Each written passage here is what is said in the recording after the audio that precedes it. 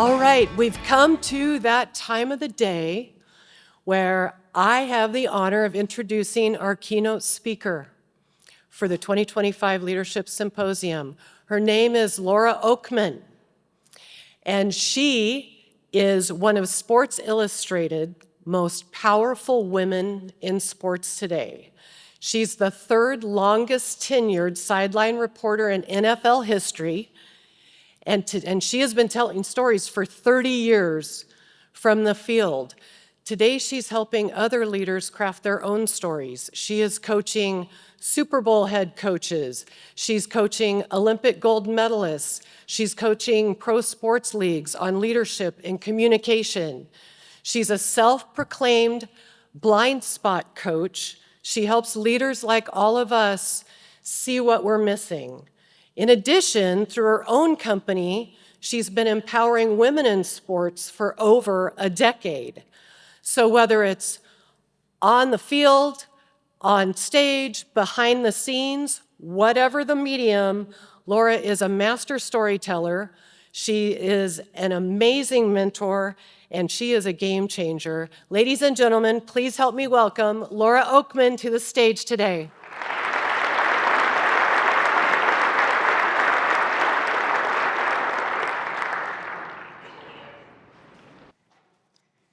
Hello. It's funny, I'm so happy to see Mandy again. I've actually spoken to your colleagues now in Tennessee and in Texas, and it has been some of my conversations. I love this part. I can't wait to talk to you for the next 45 minutes. But my favorite part is when I get off the stage, and I'll have people who are waiting for me to talk to me, or when I go over there and have some appetizers or some drinks, some people who will be waiting to tell me some stories. And right now I know what you're thinking, which is, cool, I'm gonna wait for Laura and I'll tell her about my favorite football team. What you're about to find out is we don't talk football. We do not talk sports. So I'm gonna get to that, but for right now, even though Mandy was so wonderful, I'm going to reintroduce myself if you don't mind, and Monica's going to help me. Monica, do you mind timing? Okay, here we go. My name is Laura Okmin. I've been a sports broadcaster for over 30 years, small market to network, covered Michael Jordan and the Bulls for 3 championships, very cool for a Chicago girl.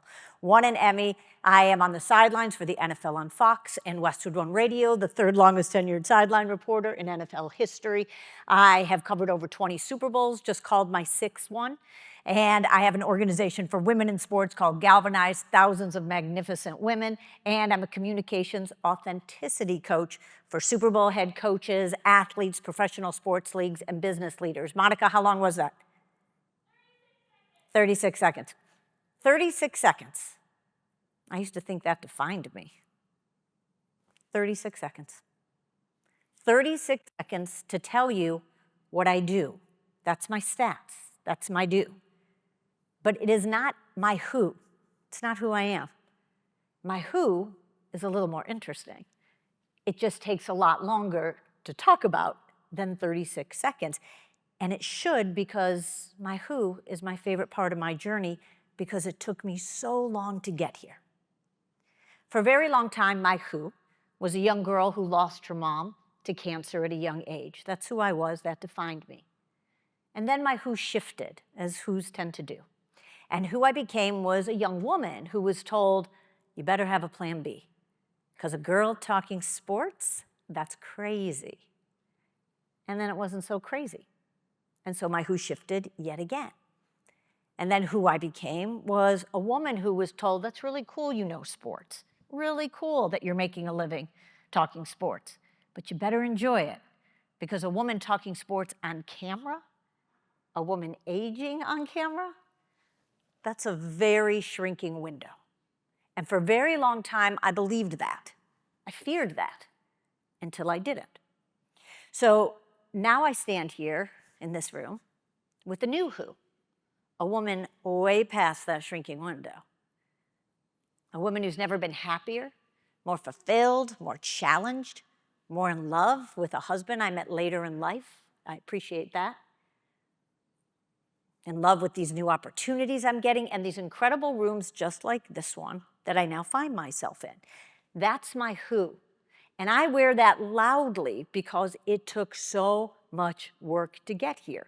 So you can wait afterwards and you can talk to me about sports. I have great stories. I love my job. I'll share them. But if you want to build a connection with me, if you want to build a relationship with me, if you really want to get to know me, you're going to hang at my who, and I'm going to meet you at yours.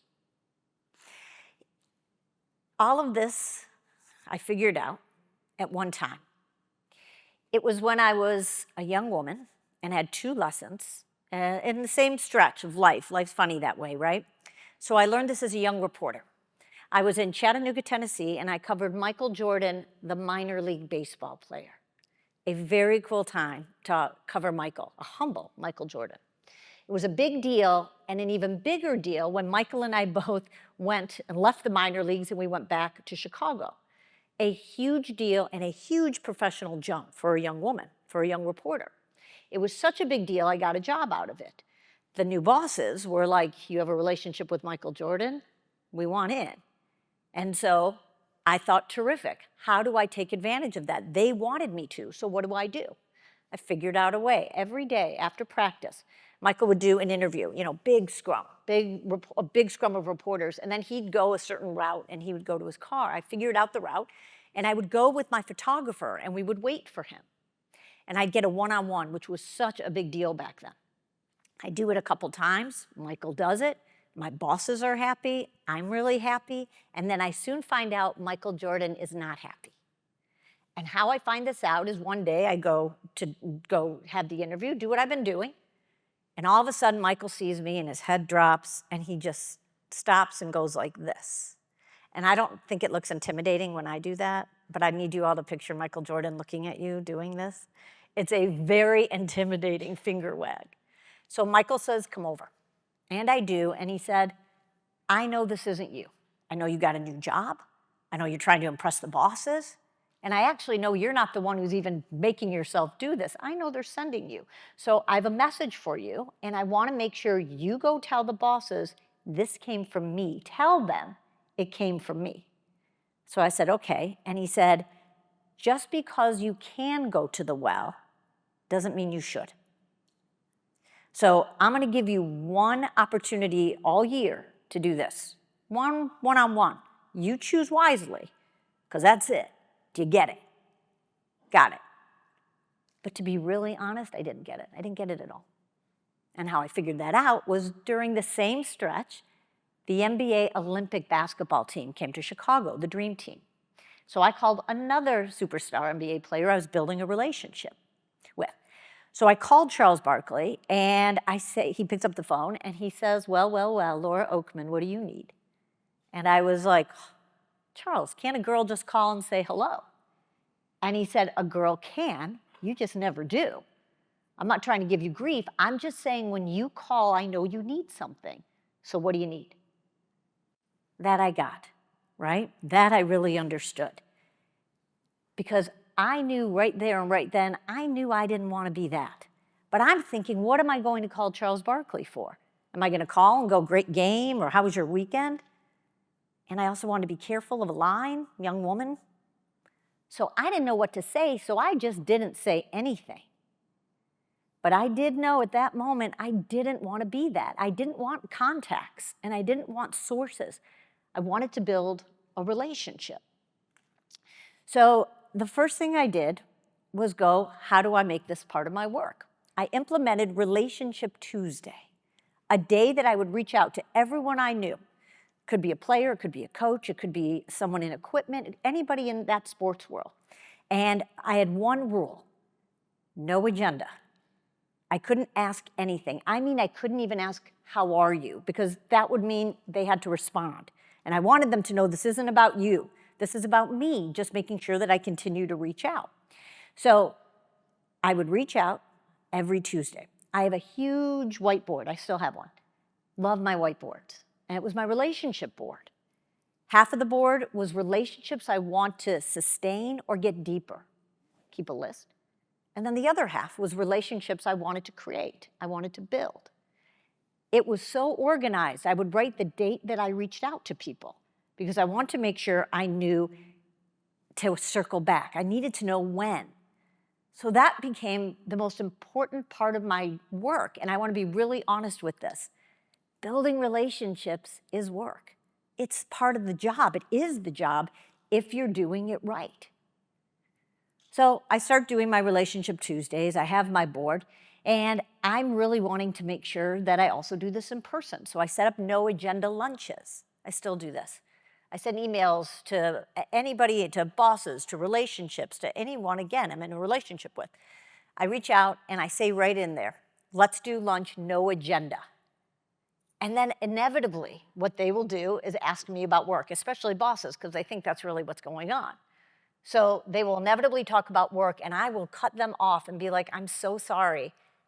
I would love to talk about that. I actually will circle back on that if you don't mind, but not now. This really is no agenda.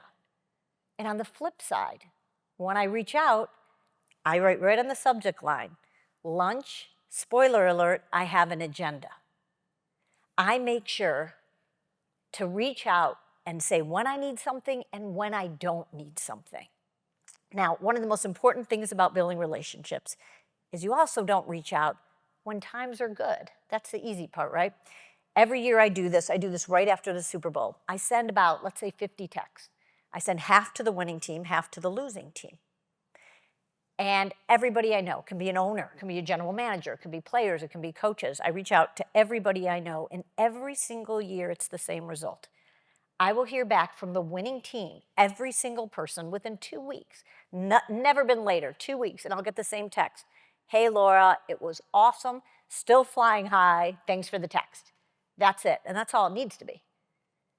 But from the losing team, I will hear back from every single person within 2 hours. Never been more than 2 hours. One time I reached out recently, and it was to a coach, and he texted back immediately. It was really quick. And I was like, oh my gosh, are you already on the bus? And he said, no, I'm the only one sitting here in my locker, and besides my family, you're the only person that's reached out, so I wanted to reach back to you immediately and just to say thank you. The lesson, reach out to people, the hard times, losses of games, right? Losses of jobs, losses of life, especially losses of life. Where's my friend Sarah that I've seen twice? If you see Sarah in a green jacket, when you are getting appetizers or drinks afterwards, I hope you ask her about this, because Sarah got this quicker than I did. It is the only time and best time to reach out when no one else knows what to say. I still remember 30 years later who didn't reach out to me when my mom died. And not because it was malicious. They just didn't know what to say. And that's the lesson. You reach out when you don't know what to say. That's when people need to hear from you. I now have NFL head coaches and players who I help train them to use the media while the media is using them. And so what I do is I have one player. When I started training everybody, I called this one player, and it took me 3 years to get into what he calls his bubble. Keeps a bubble around him, does not let anybody in. But second he told me about it, I was like, oh my gosh, I can't wait to get in the bubble. And he was like, I think you're totally misinterpreting what I'm saying about the bubble. You're not getting in. Every time I was with him, I can't wait to get in the bubble. Am I in the bubble? And he'd be like, Laura, nobody in the media will ever get into the bubble. Until I did. And there was nothing magic about it. It was me taking my time and earning my way in. So when I started training coaches and players, and I wanted to help them with their bubbles, how do you let people in? How do you not? I was training all these women. How do you earn a bubble spot? So I called Brian Urlacher, and I said, I want to help teach this. Is there anything you can share that helped me get into the bubble that I could help somebody else? And he said, absolutely, it's really easy with you. You reach out 10 times and you ask for something once. So what do you think I did? I thanked Brian, I picked up the phone, and I called Charles Barkley, and I thanked him for one of the most invaluable lessons I ever got. So between Relationship Tuesday, between no agenda lunches and Super Bowl losing texts, I was crushing building relationships, right? Yes and no. I was crushing building professional relationships, but I had zero, and I mean it, I had zero personally. I realized that at 40 years old, when I realized that having Jordan stories is cool and I have a job that's pretty cool. That's all I had. I had stories and I had a job. I was living my best life from the outside. Super Bowls, Olympics, big events, working for a network, boxes checking, 36 seconds, right? 36 seconds of boxes. They were all checked. But I was lonely and I was depressed in a time where nobody talked about that. And I also was in the most honeymoon of my professional life, and I didn't want to tell anyone differently because I didn't want anyone to think I was complaining. I didn't want anyone to think I was ungrateful. I didn't want them to know that I was in a miserable marriage, that I couldn't find the courage to get out. I was working nonstop. I had no holidays. How many of you understand that? I had no close friends because, again, if I let someone in, they would have had to know really how miserable I was. So I didn't let anyone in. I didn't share anything because I didn't want anyone to think that I was ungrateful for this life. I certainly didn't want to talk about missing my mom because every time I did, it would lead somebody to go, oh no, I dread that day, and I'd feel guilty about that. I didn't want to make anyone think about missing their parent. So I just wouldn't talk or share anything. And I mean, I stopped sharing anything and everything. And here's the thing about my professional relationships I was just bragging to you about. I have my big board, right? That big relationship board. So if you would have asked me, tell me about whoever it is. Tell me about them. Are they married? Do they have kids? Do they have pets?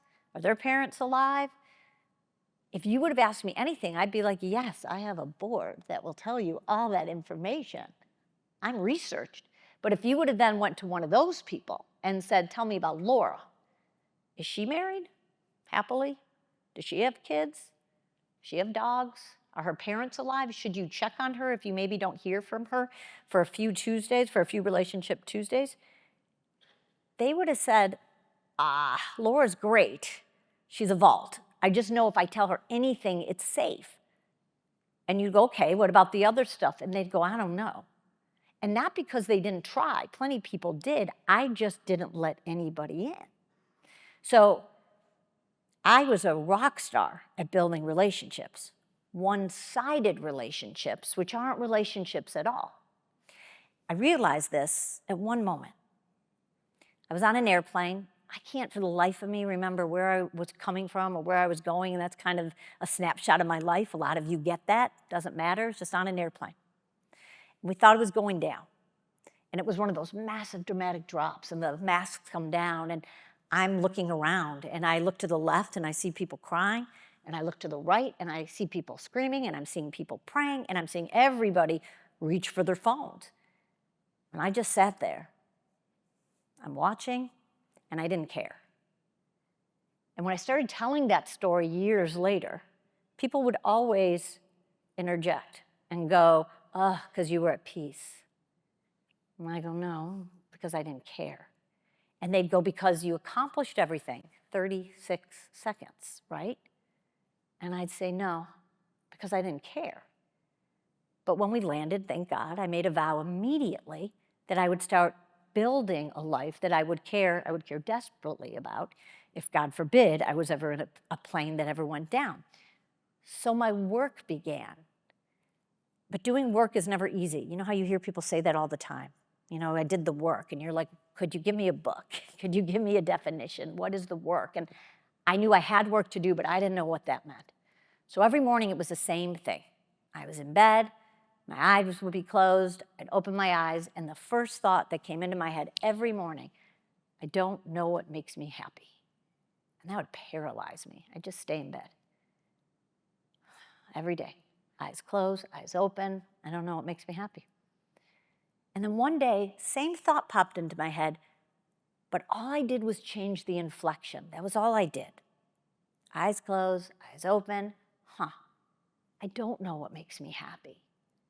And that felt different. That felt like a challenge. I'm good at challenges. That felt like an opportunity. And so what I started doing was I started asking myself, here's my rule. Every time someone brings you something, it could be an invitation, it could be an opportunity, anything that anyone brings you, you have to ask yourself, would doing this make you happy? And if the answer was, I don't know, I'd have to do it. So suddenly, I'm doing a lot of things. Because remember, everything was, I don't know, because nothing made me happy. But all of a sudden, instead of saying, this made me happy, I realized was figuring out what was making me happy was starting to make me kind of happy. It was sneaky. So during this stretch, a girlfriend reached out to me. And she said, do you want to go on a vacation? And as much as you kind of are like, okay, no big deal, that was a huge deal for me. I had never in my entire life gone on a vacation with a girlfriend, ever. Because one, guy's girl, I'm in sports, so usually we kind of grow up with the guys. Secondly, having someone on a vacation meant you were sharing. And I certainly wasn't going to share anything. But I had to ask, would going on this vacation with her make me happy? Didn't know. So I said, okay, I'll do it, but I just need to ask you one thing. I need you to make a commitment. We're going to sign up for those classes that we don't want to, where you have to share and you got to talk. Like, it's one of those places where you go and you work on yourself physically, mentally, emotionally.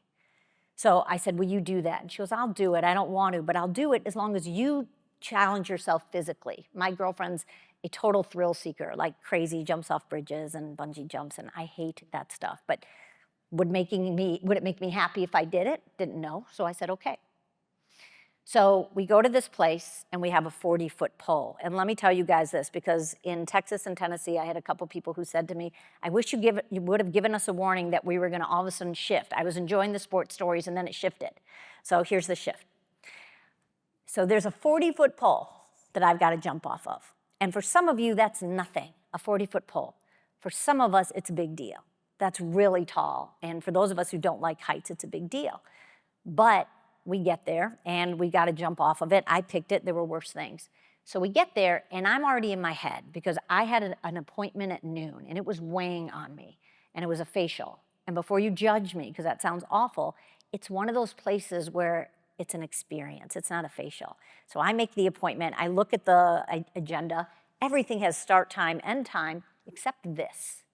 And that gets me a little freaked out. So I go up to the guide as I get there, and I say, hey, just checking in with you. How late is this thing going? And he smiled, and he said, well, that depends on all of you, doesn't it? And that got me a little nervous. My reporter spidey senses are starting to tingle. So I start looking around the group, because you know how when you do something like that, anything challenging, there's always one person that's going to break down. There's always that one person who's going to make it about them, make it her own or his own personal therapy session while you all wait for your facials. I'm checking out everybody, and I'm like, who's going to slow us down? So I look around, and there's a pregnant woman. And I'm like, why in the world is there a pregnant woman here? Is this safe? Should she be jumping off a 40-foot pole? I didn't think so. My judgment is obviously very much on her. My eyes are on her. First people, we start. They go, climb up the pole, and they soar off. Super. Next two, one goes up, next one goes up, they climb up, and they just soar right down. And I'm like, this is awesome. And so now here comes the pregnant woman. I have my fingers crossed behind my back. I'm like, please, let's go.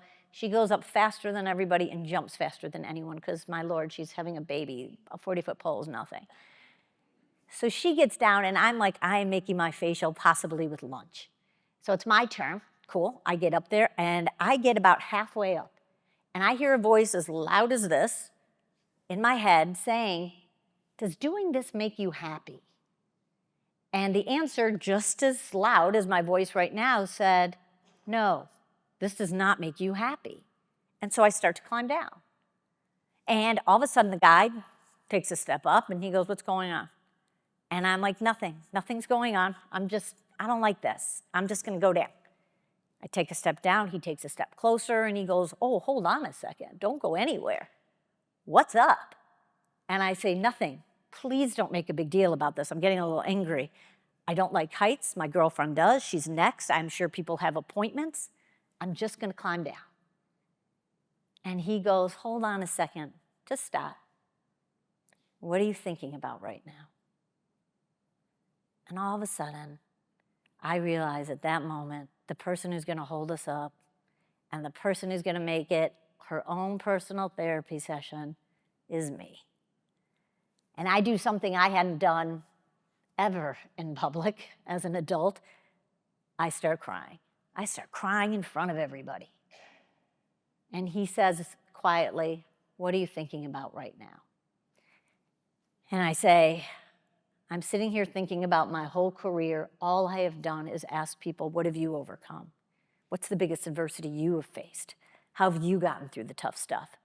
And I'm sitting here facing this. I'm sitting here facing my adversity on this pole and in my life. And all I want to do is climb down. All of a sudden, the pregnant woman takes a step up and she says, can I talk to you for a second? And I say, go ahead. Obviously, I'm not leaving. And she said, I've known you for about 45 minutes, but I already know you enough to know if you climb down, you're going to be so pissed at yourself tonight. You're not going to sleep. You told me you came here to do some work. You told me you came here to make a change.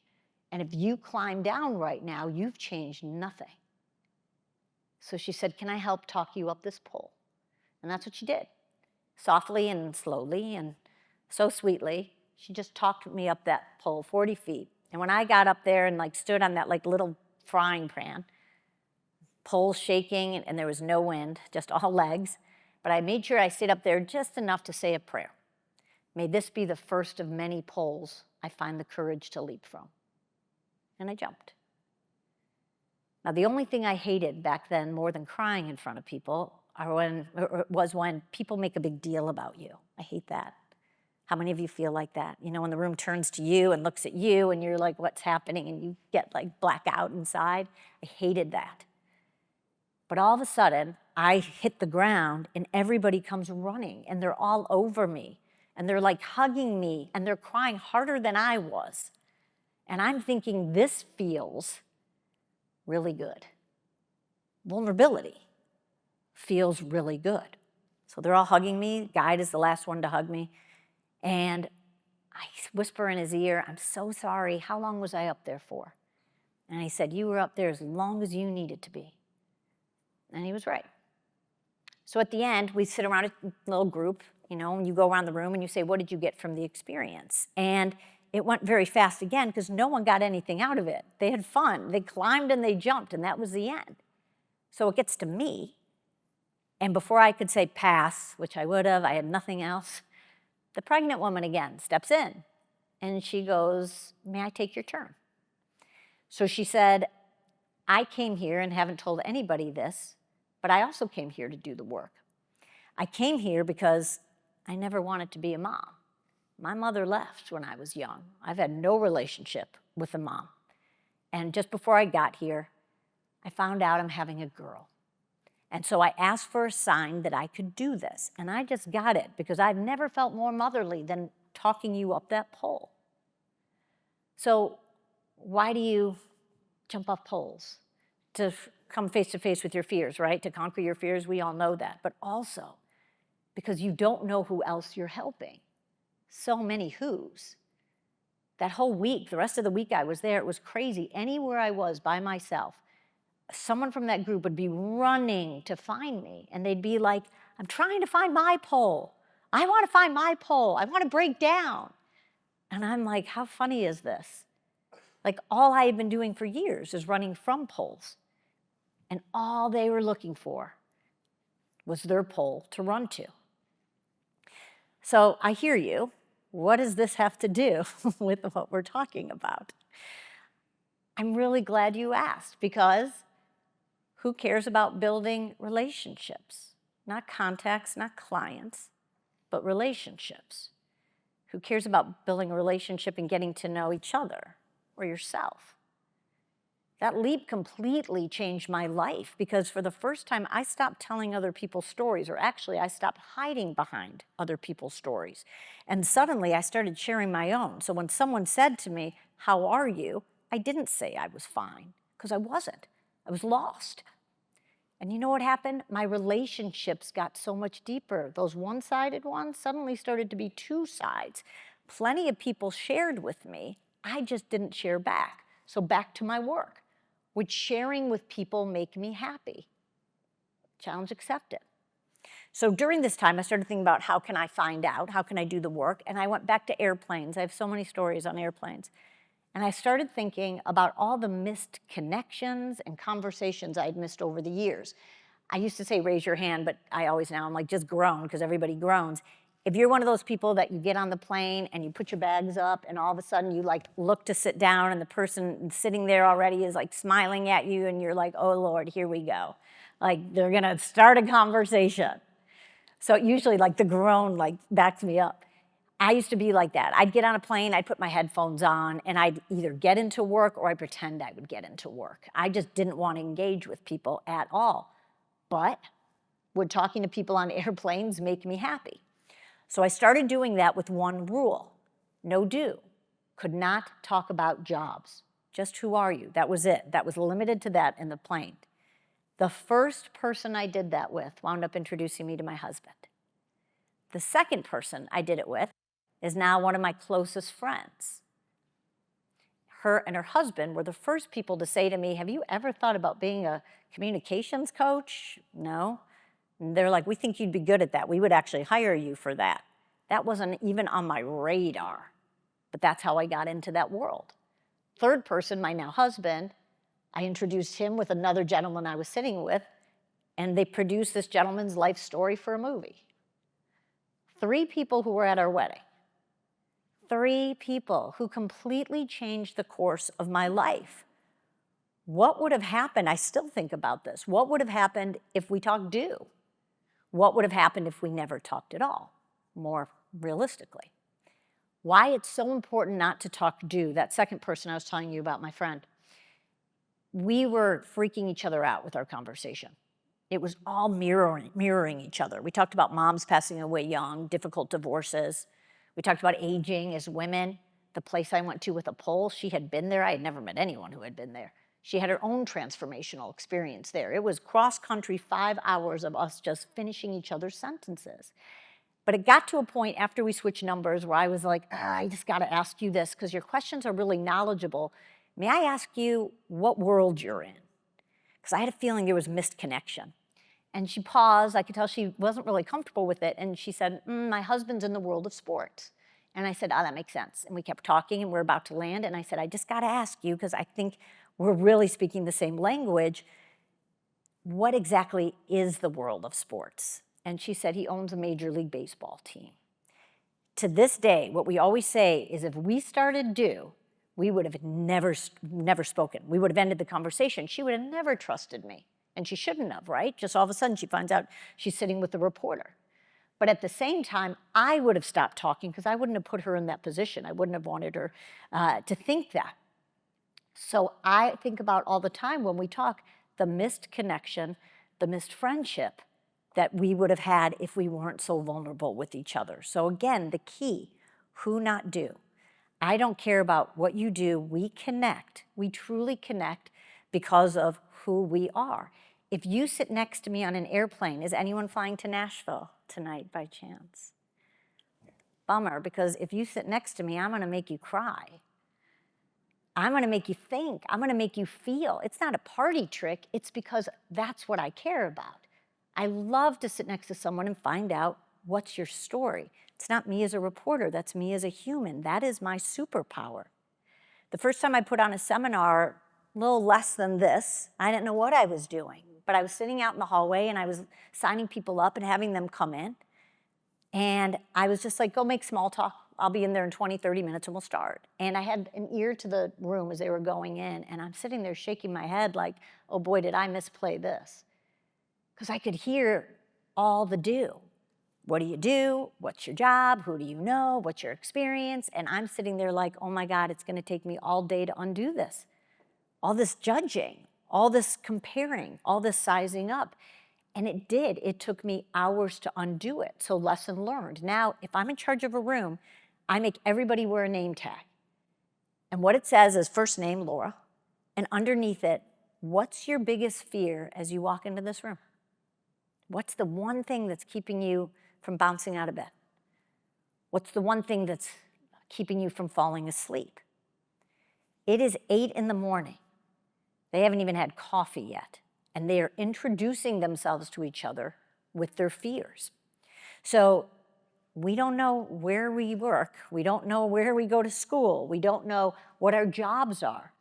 But we do know the fear of letting someone down, fear of letting myself down, fear of not getting the perfect job, fear of hating my job, fear of working so much because I love it that I'm not at home enough, fear of the cancer returning. Again, 8 in the morning. And that's how we are connecting before we even get to the work. That's just the appetizer.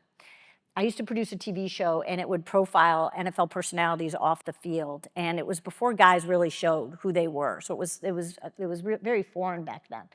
But I wanted to try to show who all these athletes and coaches were that I was starting to get to know. I did one with NFL owner Arthur Blank, Atlanta Falcons owner and creator of Home Depot. And I said to him when he said yes, this is going to be my hardest one. And he was like, why? And I said, the whole purpose of every 30-minute show is to make someone relatable. But I don't know how to make you relatable. None of us own an NFL team, and most of us will not start a billion-dollar company. So I don't know what to do. And he said, what do you want to do? And I said, where are you in blue jeans? Because I'd never seen him wear jeans before. And he said, when I ride horses in Montana. So I said, cool, I'll see you there. And we get there. I'm there with my camera crew, and it's beautiful. It's like thousands of acres that he owns. And I'm standing here looking all of this, and I'm like stunning, but so not relatable. I'm like, I don't know what I'm going to do with this show. So half the day goes, and I'm like, I don't know what this is. So then we finally get to the horse riding. We're on the horses, and it's quiet for a second. And I ask Arthur one of my favorite questions that I ask people, because I love the answer. I could do a whole show on just answers. But so I asked him, if I gave you a mulligan, he's an avid golfer, and for any of you who are not an avid golfer, it's just a do-over, if I gave you a do-over. But if I gave you a mulligan, and you could use it on anything in your life, what would you use it on? Silence. He just sat there. He sat there for a while. I just waited. I didn't know if he even heard the question, but I love silence. It means someone's thinking or feeling. So finally, after a couple minutes, what would you use a mulligan on if you could use it on anything? Arthur said, I would have spent more time with my dad. Arthur's dad died when he was 13. They grew up with no money, one-bedroom studio in New York. And so all of a sudden, standing there with Arthur Blank, looking at thousands of acres, it felt very different. And so I asked him at that moment, after hearing that answer, what would your father say if he saw all of this, everything that you've built in your life? That was a moment. That became the show, that changed the show, and that changed my relationship with Arthur. If you want to build a connection with Arthur Blank, you go there. Because at the end of the day, who is he? He's a 13-year-old boy who misses his father. And I get that, because I still miss my mother. Who not do? Aaron Donald, who is maybe one of the toughest NFL players in like this current era, although he just retired, but he's very tough on the field, tougher off of it, really hard to get to know. And I tried for years, but just honestly, I just thought like aloof and kind of arrogant and just didn't want to talk to anybody. But I still covered him a lot, so I had to figure out how to talk about Aaron Donald. So finally what I did was I went to people who knew him, because he wouldn't talk. And I would say, what can you tell me about Aaron Donald? And they'd say, as tough as he plays, he's tougher at practice. And that interested me. So finally, I said to Aaron Donald, hey, at what point were you not the best football player on a football field? And he looked at me, and it was kind of like the Jordan finger wag, like it's kind of intimidating when Aaron Donald stares you down. But so he looks at me, and he goes, why would you say that? And I said, well, I'm thinking that at some point you had to practice so hard to be noticed. And that's what everybody else is telling me, is about how hard you practice. So at some point, you had to practice to be noticed. And he goes, actually, the opposite. He said, when I was young, I was crippled with social anxiety. I was so quiet, my teachers wanted to hold me back. They thought I was slow. But a coach came in, I was the biggest guy in the room, and they threw me on a football field. He goes, I was really good right away. And he said, and suddenly, everybody followed me. Everybody knew who I was, and I never had to say a word. Football was my language. Arthur Blank, 13-year-old boy who misses his father. Aaron Donald, 10-year-old boy who's still learning how to use his voice. I'm going to give you a little insight into a former quarterback I covered, Cam Newton. And I'm going to give you a glimpse into my do for a second. So when I'm covering a football game, I travel with the same NFL on Fox team. Actually, Kevin Kugler, who is from Omaha, actually. I travel with Kevin. And so we travel, there's 4 men and me, and we go to the home team, whatever game we're doing. And so what happens is we get the head coach brought in, we get the quarterback, we get players, they get brought in one-on-one, and we talk all football in the room, all the men and me. And then I get to walk out, and I get a little who time. So we do this with Cam Newton. Conversations with Cam can be challenging. I don't mean Cam is, I mean conversations. He's acutely aware of intent and authenticity, so you research, at least I do. I don't make anything without intention. So before we have this game, I am looking up everything I can to find something to talk to Cam about, something in his who, and I find it. He did a great class speech in the summer, in the off season, and they interviewed all the kids about what did you get from Cam Newton. And one of the kids said, I'll never forget what he said. What Cam told us was,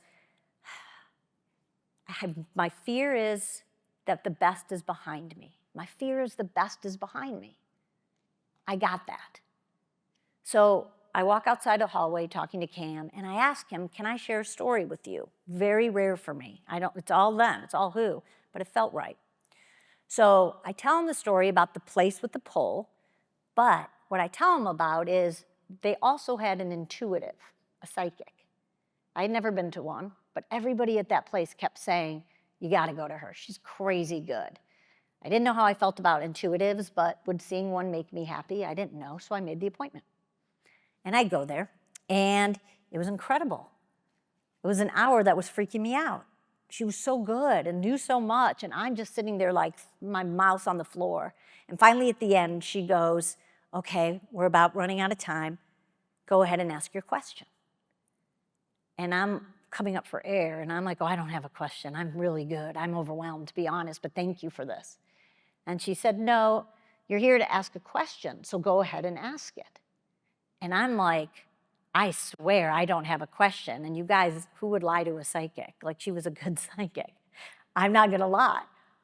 And I really didn't have one. I didn't have anything. And so as I tell her again, I'm good, she goes, I need you to shut your mouth. I need you to close your eyes, and I need you to say the first thing that pops in your head. That's why you're here. And if you don't ask this, you're gonna think this was a big waste. You're gonna be kicking yourself. So again, she's scary. I did what she asked. I closed my eyes, and I'm like, my mind is blank. I don't have anything. But all of a sudden, again, that voice, I hear my voice as I open my eyes say something I didn't know it was even in my head. And I said, have I peaked? Have I peaked? I was 40 years old. I thought that was so old at the time. And all those boxes I had checked, and nothing was making me happy, right? I was in a marriage I was miserable in. I couldn't find the courage to leave. I wouldn't let anyone in my life. And I didn't care if a plane I was in crashed. Have I peaked? She leaned over, and she held my hand, and she said, oh, honey, you're not even gonna believe how good it's about to get for you. And she was right. So I didn't tell that story to anyone back then, especially not to an NFL player in a hallway at a facility. And yet there I was, burying my soul to Cam Newton. Cam hit his heart, tears coming down. And he said, you have no idea how badly I needed that. And just gave me the hug that I will always say is the best hug in 30 years I've ever had in an NFL facility. You don't get that talking about football. I love football, but you don't get it. You don't get that talking about your do. You get that from talking about who. So, my great West friends, if you're in the office, if you're in Omaha at a conference, it's who. It is who you are, it's not what you do. You still have time here tonight. You still have a meal tonight. You still have conversation tonight. So I'm here to say, find out who people are that you're in this room with. I was already told this is one of the closest groups of the 5 that I'm talking to. Find out what people have gone through. Find out the biggest pole they've jumped off of. And if you do if you know them, you think you know them, get to know them deeper before you leave here. How do you build that bridge? There's a quote that is my favorite from Maya Angelou. People won't remember what you say, they remember how you make them feel. I live there. I remember when I was young and I'd walk into a room and I'd go, how do I impress people? What Jordan story can I share? What can I tell them about me? I now know that's not it. I'm not worrying about me, I'm worrying about you. I make sure when I walk into a room that I don't know, a party that I don't know anything, I know that I'm going to stick with the who. I know I have questions in my pocket that I really want to know the answer to. That is the magic. It's not just here's some magical questions, it's what do you want to know the answer to. The mulligan question, as I said, I can't wait to find the answer. I will go into a room and I will find 1 or 2 people against a wall. And I know I'm going to go make them think or I'm going to make them feel. So when you go out there after this and you have drinks or you have appetizers, my hope is you'll have a question in your pocket. We're speaking the same language now. So if you ask them, what's a pole you jumped off of? I keep hearing that from the last 2 groups, that they'll send me messages saying that that's what they've been asking each other. What's the biggest pole you've jumped off of? If you had a mulligan, what would you use it on? Simply, what's the hardest thing you've overcome? Or if you're wearing a name tag right now, what's your greatest fear as you're sitting out there? That's another question, just to go a little deeper. Vulnerability begets vulnerability. Vulnerability demands vulnerability back. It's a magnet. And how I know this is how I started. When I told you that people were waiting when I get off the stage the last 2 conferences, I'm still getting messages from people, LinkedIn, Instagram, everywhere, who were at those conferences, and they're telling me about their parents dying. They're telling me about difficult divorces. They're telling me about leading their daughter's high school team to a softball state championship and what it meant. That's the gold I'm getting just from these 2 conferences. So why do I stand up here and talk about my polls? Why do I stand up here and tell you my vulnerable things I've gone through? Because that's the gold that I get in return. If you want to get to know me, if you really want to get to know me, you need to know this about me. What is your this? What is your who? For the longest time, my this was my mom dying at 23. That was my this. That was my who. But now if you want to get to know me, if you really want to get to know me, what you need to know is after 30 years of being told life goes downhill after 30, after 40, after 50, I'm crushing this second act. This second act I was so afraid of. It has been the joy of my life. It's been the ride of my life, leading me to the love of my life and to rooms like this that continue to change my life. So if you want to get to know me, that's where you want to meet me. If I'm standing outside, which I will be, I hope that's how you'll connect with me after this. So what I would say to you for the next, however long you have, for the next couple of hours, what I hope is you will run to polls. Not run from polls, run to polls tonight. Jump off poles, literally or figuratively, be careful. I don't know if I'm supposed to say that. Be very careful if you find some poles to jump from. But let me tell you one last thing from my do. I hate to do it, but from my do. I've been so blessed to have so many really cool relationships and conversations and connections with legends in sports, legends over 3 decades. All those conversations have one thing in common. Nobody hangs on the good. Nobody. They hang on the adversity, they hang on the tragedy, they hang on the hard, they hang on the tough stuff. That's what they hang on. Science shows that we make connections over shared adversity, not shared success. And that's not my feeling about it, although it is, but that's science. The end of the interview, the end of the movie, the end of the book is always, and then I won the Lombardi Trophy, and then I won the Oscar, and then I got the promotion, and then I got the raise that I've been waiting for. That is the end of the book, end of the speech. But everything that got you there, every pole that led you there, that is your this, that is your who. So if it's leaving this room, if it's outside having drinks, if it's walking that bridge, If it's in the elevator, whatever it is, what I hope you'll do is skip the small talk. I gave up 2 things for COVID, small talk and assholes, changed my life completely. Blow off the, I love whoever clapped. I don't know if it was the small talk or the assholes, but both will change your life. And especially reach with no agenda. So I can't thank you enough for your time, Omaha. And I would just say that my this changed again. If you want to get to know me, if you really want to get to know me, you need to know this about me. I have so enjoyed this. I know you're all like, we came for sports stories, what just happened? And so to have a room that stayed engaged and to feel that energy is so appreciated up here. So I can't thank you enough for your time. And please, when you go out there, start with the who and not the do. And thank you so much.